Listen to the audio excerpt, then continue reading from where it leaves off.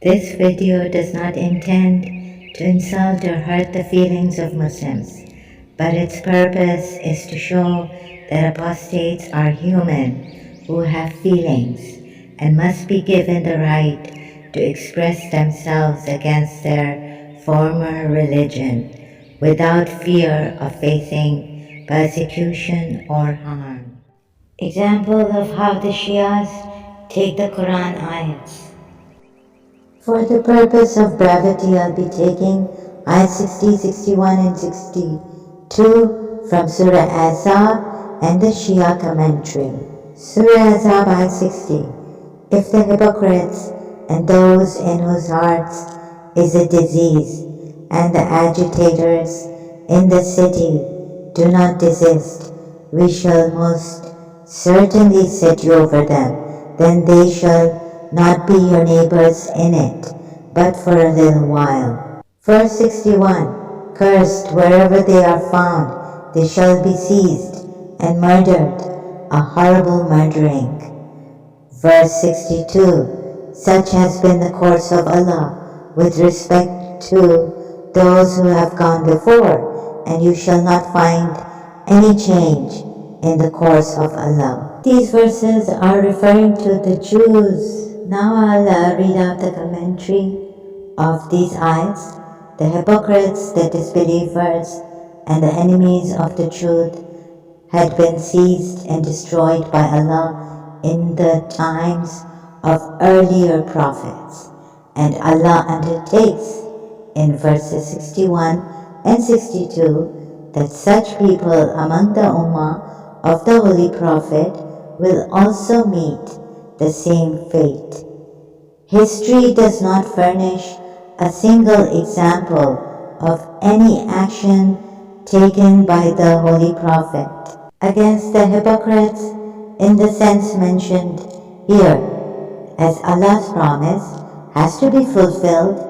Ali, as prophesied by the Holy Prophet, performed this duty in the battle of Siffin, Jamal, and Naharawan, and the living Imam al-Qaim will complete it when he is sent again in this world by Allah. Okay, back to this part.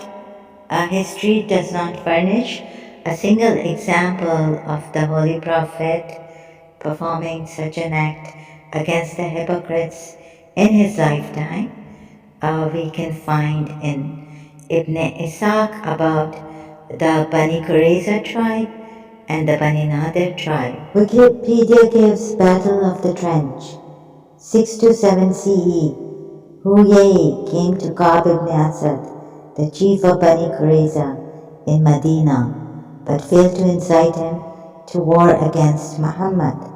The day after the Confederates lifted the siege against Medina, Muhammad besieged the fortress of the Qurayza and they surrendered in May 627. According to Ibn Ishaq, then the apostle went out to the market of Medina, which is still its market today, and dug trenches in it.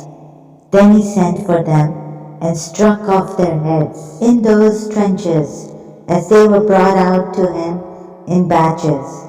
Among them was the enemy of Allah, Huway ibn Akhtab and Ka'b ibn Asad, their chief. There were 600 or 700 in all, though some put the figures as high as 800 or 900. That's according to the history given by Ibn Ishaq about this Jewish tribe, Bani Qurayza and the Bani Nadir. We cannot rule out that history does not give us a single example of Holy Prophet doing this, like the Shia commentary states under the ayats, which the ayats are even given, 60 to 62, it is the way of Allah, in 62, Surah Ahzab ayats. No, it cannot be ruled out. because history has furnished an example given by Ibn Ishaq only. But surely, and there is then a single example, and also cannot rule out this history because the ayats are given in Surah Azab. Ayat 60 to 62. This is the way of Allah, unchangeable. I fail to understand the Shia commentary.